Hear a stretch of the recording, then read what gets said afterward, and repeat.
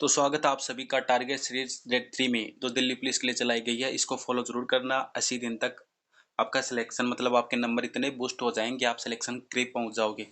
आज का practice set number 3 है। टोटल क्वेश्चन 100 है। वीडियो को लाइक कर देना और चैनल को सब्सक्राइब कर देना, नहीं तो पाप लगेगा आपको। तो चलिए शुरू करते हैं। पॉलिटी से रिलेटेड प्रस्तावना से 20 क्वेश्चन। भारत के संविधान की प्रस्तावना में कितनी स्वतंत्रताओं का उल्लेख है? Option A 4, option B 5, option C 3, option D 6। तो भारत में जो संविधान की प्रस्तावना उसमें स्वतंत्रताओं का उल्लेख है वो 5 प्रकार की स्वतंत्रताओं का उल्लेख है। प्रश्न नंबर 2, हम भारत के लोग प्रस्तावना की शुरुआत के शब्द यह किस विचार को दर्शाते? ऑप्शन ए न्याय, ऑप्शन बी संप्रभुता, ऑप्शन सी नागरिकता, ऑप्शन डी लोकप्रिय संप्रभुता। तो हम भारत के लोग प्रस्तावना की शुरुआत के शब्द ये लोकप्रिय संप्रभुता को दर्शाते हैं। प्रश्न नंबर 3, प्रस्तावना में धर्मनिरपेक्ष शब्द कब जोड़ा गया? तो प्रस्तावना में धर्मनिरपेक्ष शब्द जोड़ा गया था 42वें संविधान संशोधन 1976 द्वारा। प्रश्न नंबर 4, संविधान की प्रस्तावना में कौन सा उद्देश्य नहीं है? ऑप्शन ए न्याय, ऑप्शन बी स्वतंत्रता, ऑप्शन सी समता, ऑप्शन डी कराधान। तो संविधान की प्रस्तावना में कौन सा उद्देश्य नहीं है? वो कराधान शब्द का कोई उल्लेख नहीं है। प्रश्न नंबर 5, प्रस्तावना के अनुसार भारत एक तानाशाही राष्ट्र है। प्रस्तावना के अनुसार एक धर्मनिरपेक्ष राष्ट्र है। तो ऑप्शन नंबर बी सही हो जाएगा। प्रस्तावना के अनुसार भारत एक धर्मनिरपेक्ष राष्ट्र है। प्रश्न नंबर 6, बंधुत्व शब्द किस मूल्य से जुड़ा है? ऑप्शन ए आर्थिक, ऑप्शन बी सांस्कृतिक, ऑप्शन सी सामाजिक, ऑप्शन डी धार्मिक। तो बंधुत्व शब्द वो जुड़ा है, मतलब बंधुत्व मतलब भाईचारे, मतलब सामाजिक मूल्य से जुड़ा है। प्रश्न नंबर 7, प्रस्तावना संविधान का हिस्सा ये किसने कहा था? Option A Supreme Court, option B संसद, ऑप्शन सी राष्ट्रपति, ऑप्शन डी निर्वाचन आयोग। तो प्रस्तावना संविधान का हिस्सा और इसमें संशोधन कर सकते हैं मूल ढांचों को छोड़कर, ये कहा था सुप्रीम कोर्ट ने। प्रश्न नंबर 8, प्रस्तावना में कौन से न्याय का उल्लेख है? ऑप्शन ए सामाजिक, ऑप्शन तो प्रस्तावना में 3 प्रकार के न्याय का उल्लेख है, सामाजिक, आर्थिक और राजनीतिक।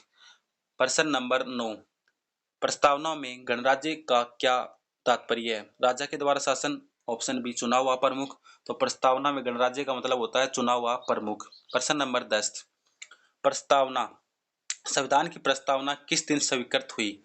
ऑप्शन ए 15 अगस्त 1947 दिन तो स्वतंत्रता मिली थी हमें। 26 जनवरी 1950 संविधान लागू हुआ। 26 नवंबर 1949 संविधान बनकर तैयार हुआ। और 2 अक्टूबर 1947, ये पता नहीं मुझे। संविधान की प्रस्तावना किस दिन स्वीकृत हुई थी? वो हुई थी 26 नवंबर 1949 को। जवाहरलाल नेहरू ने 13 दिसंबर 1946 को उद्देश्य प्रस्ताव पेश किया और उद्देश्य प्रस्ताव को संविधान सभा द्वारा 22 जनवरी 1947 द्वारा एक्सेप्ट कर दिया गया। प्रश्न नंबर 11, संविधान की प्रस्तावना का प्रस्ताव किसने रखा था? Option A Rajendra Prasad, option B Sardar Patel, option D Ambedkar साहब, ऑप्शन डी जवाहरलाल नेहरू। तो संविधान की प्रस्तावना का प्रस्ताव रखा था जवाहरलाल नेहरू ने उद्देश्य प्रस्ताव के द्वारा। प्रश्न नंबर 12, प्रस्तावना को संशोधित करने के लिए कौन सा संशोधन लाया गया? ऑप्शन ए 42वां, तो राइट ऑप्शन हो जाएगा 42वां संविधान संशोधन 1976 के द्वारा। प्रस्तावना में एक बार संशोधन किया आज तक। प्रस्तावना में संशोधन आज तक एक बार हुआ है। 3 शब्द जोड़े गए थे, धर्मनिरपेक्ष अखंडता, धर्मनिरपेक्ष अखंडता और समाजवाद।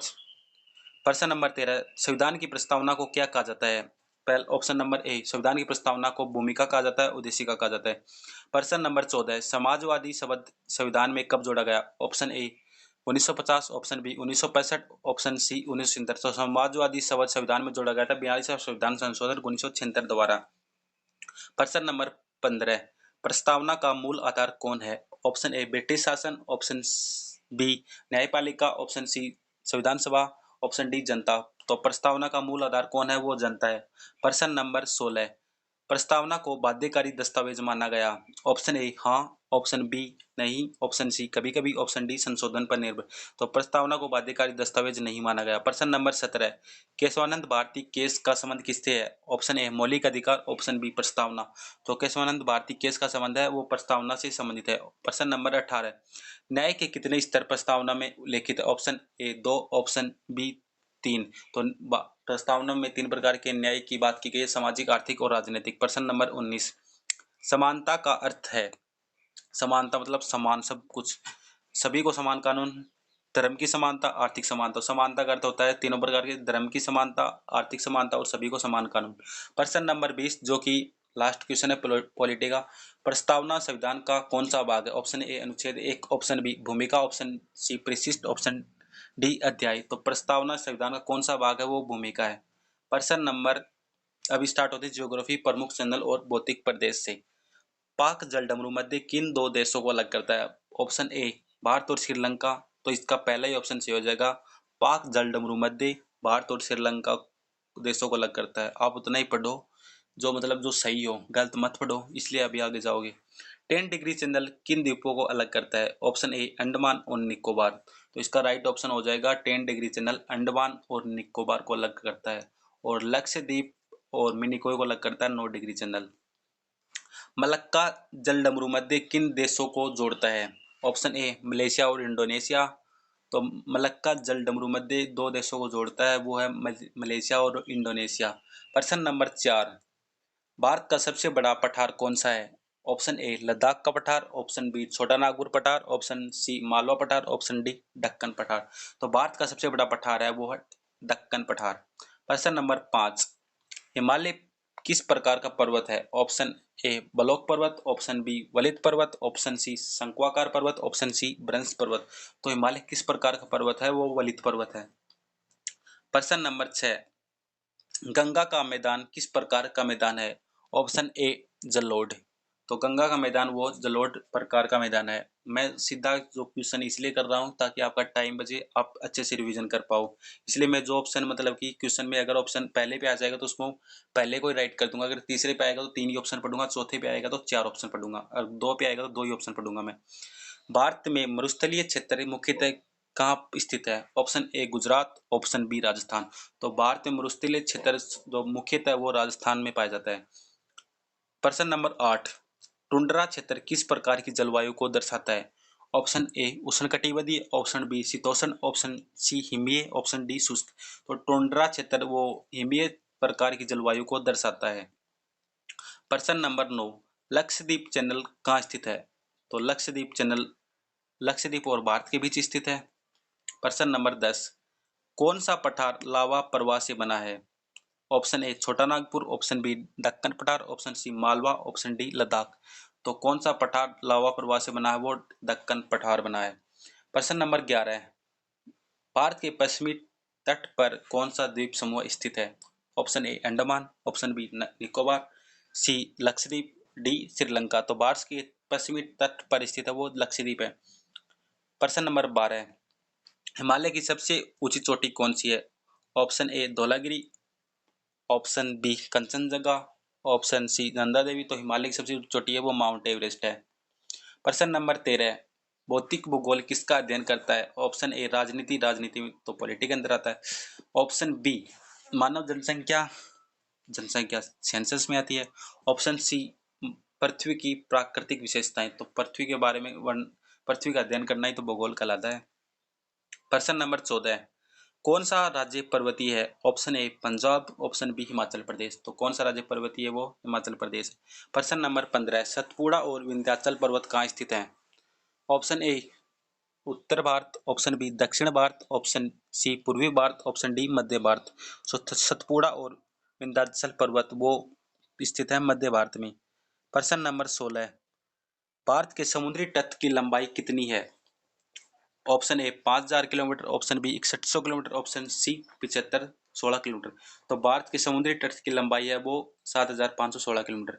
प्रश्न नंबर 17, कौन सा द्वीप समूह है बंगाल की खाड़ी में स्थित है? Option A Andaman Nicobar, option B Lakshadweep, option C Sriharikota, option D Goa. तो बंगाल की खाड़ी में स्थित है अंडमान निकोबार और लक्षद्वीप स्थित है अरब सागर की खाड़ी में। प्रश्न नंबर 18, कर्क रेखा पर भारत के कितने राज्य गुजरती है? वो 8 राज्य, और माई नदी कर्क रेखा को 2 बार काटती है। भारत का सबसे बड़ा मैदान कौन सा है? गंगा का मैदान। तो भारत का सबसे बड़ा मैदान है वो गंगा का मैदान ही है। प्रश्न नंबर 20, दार्जिलिंग पहाड़ियाँ किस राज्य में है? दार्जिलिंग पहाड़ियाँ option A Sikkim, option B Paschim Bengal, option C Arunachal Pradesh, option D Meghalaya. तो दार्जिलिंग पहाड़ियाँ पश्चिम बंगाल राज्य में स्थित हैं। अब स्टार्ट होता है static GK biosphere tiger reserve है। वीडियो को लाइक कर देना, मैं पहले बता रहा हूँ पाप लग जाएगा भाई। तो चलिए शुरू करते हैं। भारत का पहला बायोस्फीयर रिजर्व कौन सा है? Option A Sundarban, option B Nanda Devi, option C Nilgiri. तो भारत का पहला बायोस्फीयर रिजर्व है वो नीलगिरी है 1986 का। प्रश्न नंबर 2, सुंदरवन बायोस्फीयर रिजर्व किस राज्य में स्थित है? Sundarban option A Assam, option B Odisha, option C Paschim Bangal. तो सुंदरवन सभी को पता है पश्चिम बंगाल में। प्रश्न नंबर 3, काजीरंगा राष्ट्रीय उद्यान किसके लिए प्रसिद्ध है? ऑप्शन ए शेर, ऑप्शन बी हाथी, ऑप्शन सी एक सींग वाला गेंडा। तो काजीरंगा राष्ट्रीय उद्यान वो एक सींग वाले गेंडे के लिए प्रसिद्ध है। प्रश्न नंबर 4, टाइगर प्रोजेक्ट किस वर्ष शुरू हुआ? ऑप्शन ए 1970, 1970 में आपको याद है ईमेल का फॉर्मेट बना था 1970 में, कंप्यूटर में याद हो तो। ऑप्शन बी 1973, तो टाइगर प्रोजेक्ट आया था 1973 में। भारत में कुल कितने बायोस्फीयर रिजर्व हैं? Option A 12, option B 15, option C 18। तो भारत में कुल कितने बायोस्फीयर रिजर्व हैं? वो 18 हो जाएंगे। नंदा देवी बायोस्फीयर रिजर्व किस राज्य में? Option A Himachal Pradesh, option B Uttarakhand. तो नंदा देवी बायोस्फीयर रिजर्व है वो उत्तराखंड राज्य में स्थित है। प्रश्न नंबर 7, विश्व धरोहर स्थल घोषित पहला टाइगर रिजर्व कौन सा था? तो वो था पहला टाइगर रिजर्व वो मानस था जो यूनेस्को में लिस्ट हुआ था 1985 में। सुंदरवन मत करना क्योंकि सुंदरवन 1987 में हुआ था। प्रश्न नंबर 8, सतपुड़ा टाइगर रिजर्व कहाँ स्थित है? सतपुड़ा सभी को पता है एमपी में स्थित है। पेरियार टाइगर रिजर्व किस राज्य में? पेरियार केरल में है। नीलगिरी, ये प्रश्न सही है। प्रश्न नंबर 10, नीलगिरी बायोस्फीयर रिजर्व में कौन से राज्य आते हैं? ऑप्शन ए तमिलनाडु, केरल, कर्नाटक। तो पहला ऑप्शन ही सही हो जाएगा, तमिलनाडु, केरल, कर्नाटक नीलगिरी में आते हैं। प्रश्न नंबर 11, इसको नोट कर लेना। बाघ संरक्षण के लिए कौन सा संगठन प्रमुख भूमिका निभाता है? ऑप्शन ए NITI Aayog, option B NTCA. तो बाघ संरक्षण के लिए कौन सा संगठन प्रमुख भूमिका निभाता है? वो है एनटीसीए। सिमलीपाल बायोस्फीयर रिजर्व कहाँ स्थित है? सिमलीपाल, सिमली थी ना भाभी ने दिशा के लिए, तो सिमलीपाल हो जाएगा बायोस्फीयर रिजर्व उड़ीसा के लिए। प्रश्न नंबर 13, भारत में कौन सा टाइगर रिजर्व सबसे बड़ा क्षेत्रफल वाला है? क्या होगा? भारत में कौन सा टाइगर रिजर्व सबसे बड़ा क्षेत्रफल वाला है? Option A Sundarban, option B Nagarjuna. तो सबसे बड़ा क्षेत्रफल वाला टाइगर रिजर्व वो है नागार्जुन सागर। प्रश्न नंबर 14, मुकुर्ती राष्ट्रीय उद्यान किस रिजर्व का हिस्सा है? Option A Manas, option B Sundarban, option C Nilgiri, option D Dibru Saikhowa. तो मुकुर्ती राष्ट्रीय उद्यान किस रिजर्व का हिस्सा वो नीलगिरी का है। प्रश्न नंबर 15, टाइगर रिजर्व की निगरानी किस संस्था द्वारा की जाती है? तो मैंने थोड़ी देर पहले बताया था टाइगर रिजर्व संरक्षण किया जाता है एनटीसीए द्वारा, और एनटीसीए की फुल फॉर्म होती है नेशनल टाइगर कंजर्वेशन अथॉरिटी। प्रश्न नंबर 16, पन्ना टाइगर रिजर्व किस राज्य में? पता सभी को पता है पन्ना, सतपुड़ा, बांधवगढ़ ये सभी एमपी में है। बांधवगढ़ टाइगर रिजर्व के लिए कौन सा राज्य प्रसिद्ध है? तो सभी को पता है बांधवगढ़ के लिए एमपी प्रसिद्ध है। प्रश्न नंबर 18, कौन सा बायोस्फीयर रिजर्व असम में है? Option A Dibru Saikhowa, option B Manas. तो डिब्रू सैखोवा और मानस दोनों ही असम में है। प्रश्न नंबर 19, पश्चिमी घाट किस प्रकार की जैव विविधता हॉटस्पॉट है? ऑप्शन ए रेगिस्तानी, ऑप्शन बी हिमीय, ऑप्शन सी उष्णकटिबंधीय, ऑप्शन डी शीतोष्ण। तो पश्चिमी घाट है वो उष्णकटिबंधीय जैव विविधता हॉटस्पॉट है। प्रश्न नंबर 20, टाइगर रिजर्व का मुख्य उद्देश्य क्या है? ऑप्शन ए पर्यटन को बढ़ाना, ऑप्शन बी वन्य जीवों का व्यापार, ऑप्शन डी बाघों का संरक्षण। टाइगर मतलब बाघों का संरक्षण। अब स्टार्ट होते हैं सिंधु घाटी सभ्यता यानी हिस्ट्री से। मैंने सभी को पहले दिन ही बोल दिया था 80 दिन के टारगेट सीरीज में कि आपको हिस्ट्री साथ साथ करना है। पारुल मैम बहुत अच्छा पढ़ाती है, उनको वीडियो को लाइक कर देना और मेरी वीडियो को लाइक कर देना क्योंकि मैं भी अच्छा क्वेश्चन लेके आया हूँ सिंधु घाटी सभ्यता से। अब देखना आप, पहला प्रश्न है सिंधु घाटी सभ्यता को किस अन्य नाम से जाना जाता है? ऑप्शन ए आर्य सभ्यता, ऑप्शन बी हड़प्पा सभ्यता। तो सिंधु घाटी सभ्यता को कांस्य युगीन सभ्यता, सुमेरियन सभ्यता, सरस्वती सभ्यता, हड़प्पा सभ्यता के नाम से जाना जाता है। प्रश्न नंबर 2, सिंधु घाटी सभ्यता का प्रमुख नदी तंत्र कौन सा है? Option A Ganga, option B Yamuna, option C Sindhu, option D Saraswati. Sindhu घाटी सभ्यता मतलब सिंधु नदी। प्रश्न नंबर 3, हड़प्पा सभ्यता की खोज किस वर्ष हुई थी? 1901, 1921। तो हड़प्पा सभ्यता की खोज हुई थी 1921 दयाराम साहनी द्वारा। रावी नदी के तट पर है हड़प्पा और इसको सिंधु घाटी सभ्यता को हड़प्पा सभ्यता इसलिए कहते हैं क्योंकि इसमें सबसे पहला खोजा का स्थल वो हड़प्पा है। प्रश्न नंबर 4, मोहनजोदड़ो का अर्थ क्या है? तो आप सभी को पता है, पहली दूसरी क्लास से जानते हो, मोहनजोदड़ो का अर्थ है मृतकों का टीला। प्रश्न नंबर 5, सिंधु घाटी सभ्यता के लोग किस धातु को नहीं जानते थे? तांबा। तांबा जानते थे भाई। ऑप्शन बी कांसा। कांसा को भी जानते थे, तांबे के साथ बाद में आता है कांसा। तांबा प्लस टिन बराबर कांसा। ऑप्शन सी लोहा। ऑप्शन डी सोना। तो सिंधु घाटी सभ्यता के लोग लोहे को नहीं जानते थे। प्रश्न नंबर 6, सिंधु घाटी के लोग किस प्रकार के घरों में रहते थे? ऑप्शन ए लकड़ी। ऑप्शन बी गारे मिट्टी के। ऑप्शन डी ईंटों के। ऑप्शन डी पत्थर के। सिंधु घाटी सभ्यता के लोग पक्की ईंट से बने घरों में रहते थे और ईंटों का आकार सुन लो आप, 4:2:1 होता था। प्रश्न नंबर 7, हड़प्पा सभ्यता का प्रमुख व्यवसाय क्या था? ऑप्शन ए शिकार। ऑप्शन बी युद्ध। ऑप्शन सी कृषि। हड़प्पा सभ्यता का प्रमुख व्यवसाय था कृषि। प्रश्न नंबर 8, सिंधु घाटी में जल निकासी व्यवस्था कैसी थी? ऑप्शन ए अत्यंत साधारण। ऑप्शन बी अस्त व्यस्त। ऑप्शन सी विकसित और सुनियोजित। ऑप्शन डी अनुपस्थित। तो सिंधु घाटी सभ्यता में जल निकासी के लिए एकदम मस्त थी, मतलब विकसित और सुनियोजित। प्रश्न नंबर 9, मोहनजोदड़ो में किस प्रसिद्ध भवन का पता चला? Option A Mahal. Option B स्नानागार। तो मोहनजोदड़ो में तो पता चलता है विशाल स्नानागार नहाने के लिए। ग्रेट बात। प्रश्न नंबर 10, हड़प्पा की मोहरों पर किस पशु की आकृति सबसे अधिक पाई गई? ऑप्शन ए हाथी। ऑप्शन बी बैल। Option C. तो हड़प्पा में जो मोहरें होती थी सबसे अधिक पशु की आकृति वो थी एक सींग वाले, मतलब एक सींगी पशु, मतलब एक सींग वाला बैल, यूनिकॉर्न। और मोहरे बनाने के लिए सेलखड़ी का उपयोग करते थे। सेलखड़ी एक प्रकार का मुलायम पत्थर होता था। प्रश्न नंबर 11, हड़प्पा वासी किस लेखन पद्धति का प्रयोग करते थे? Option A Brahmi. Option B Kharoshthi. Option C चित्रलिपि। Option D Devanagari. तो हड़प्पा वासी किस लेखन पद्धति का प्रयोग करते थे? वो चित्रात्मक लिपि, मतलब चित्रलिपि का उपयोग करते थे। प्रश्न नंबर 12, हड़प्पा सभ्यता किस युग से संबंधित है? ऑप्शन ए लौह युग। ऑप्शन बी नवपाषाण कुल युग। ऑप्शन सी कांस्य युग। हड़प्पा सभ्यता किस युग से संबंधित है? वो कांस्य युग से संबंधित है। प्रश्न नंबर 13, लोथल किस आधुनिक राज्य में स्थित है? Option A Rajasthan. Option B Punjab. Option C Gujarat. Option D Haryana. तो लोथल भोगवा नदी के किनारे किनारे गुजरात राज्य में स्थित है। और लोथल सिंधु घाटी सभ्यता का सबसे बड़ा बंदरगाह था। इसके बाद आता है सुरकोटदा। प्रश्न नंबर 14, हड़प्पा सभ्यता का पतन किस कारण माना जाता है? मतलब किसको हड़प्पा सभ्यता का पतन कारण माना जाता है? ऑप्शन ए विदेशी आक्रमण। ऑप्शन बी जलवायु परिवर्तन। ऑप्शन सी नदी मार्ग परिवर्तन। उपरोक्त सभी को माना जाता है। प्रश्न नंबर 15, सिंधु घाटी सभ्यता का प्रसिद्ध व्यापारिक बंदरगाह कौन सा था? Option A Mohenjodaro. Option B Lothal. तो लोथल हो जाएगा सिंधु घाटी सबसे सभ्यता का सबसे प्रसिद्ध व्यापारिक बंदरगाह था। प्रश्न नंबर 16, किस स्थल पर अग्निकुंड का प्रमाण मिला है? Option A Harappa. Option B Kalibanga. तो अग्निकुंड के प्रमाण कालीबंगा से मिले हैं।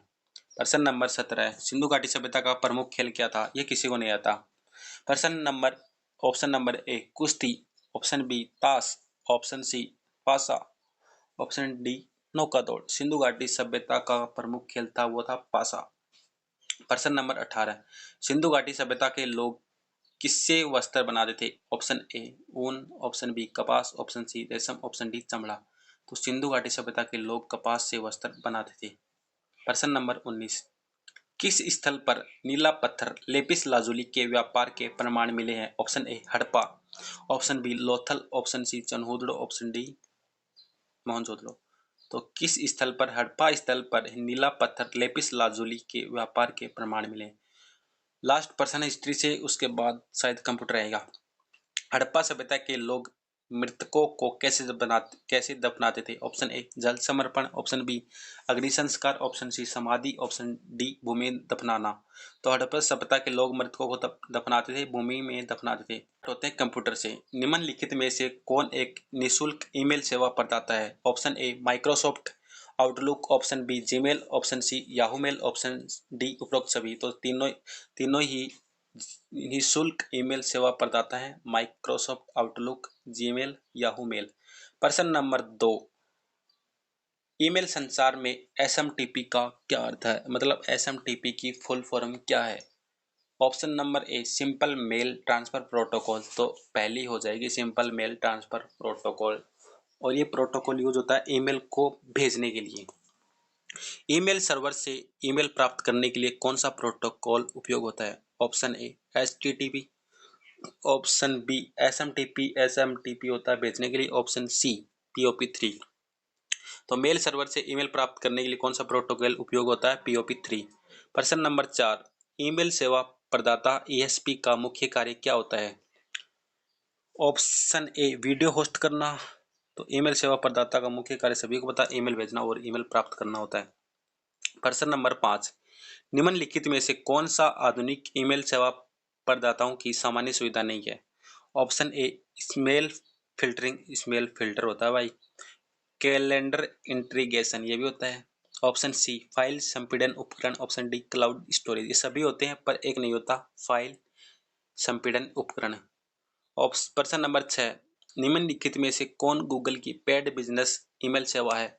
Option A Gmail, option B Google Workspace जिसे पूर्व में जी सूट बोला जाता है, option G Google Docs, option D Google Calendar. तो गूगल की पेड बिजनेस ईमेल सेवा वो है गूगल वर्कस्पेस।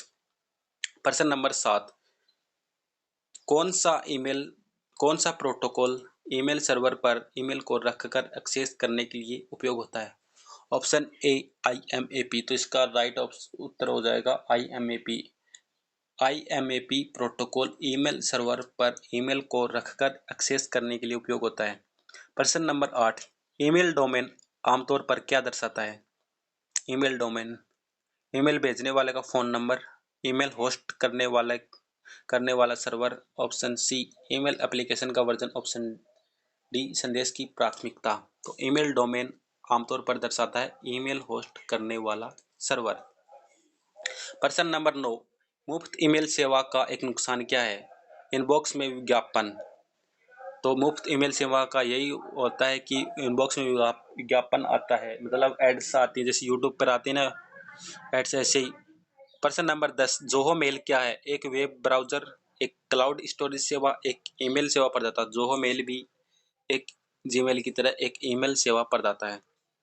प्रश्न नंबर 11, जीमेल किस कंपनी की ईमेल सेवा है? Option A Yahoo, option B Microsoft, option C Google. तो जीमेल गूगल ही है। प्रश्न नंबर 12,